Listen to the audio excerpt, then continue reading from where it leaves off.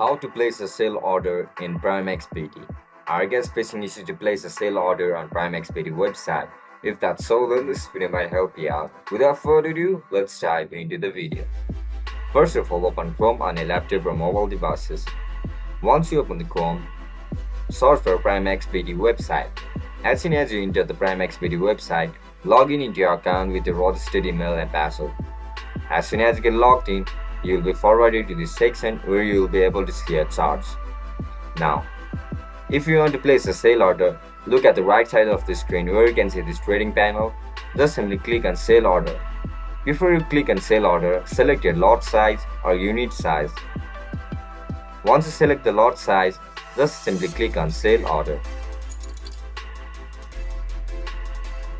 Now again click on sale order. Click on confirm.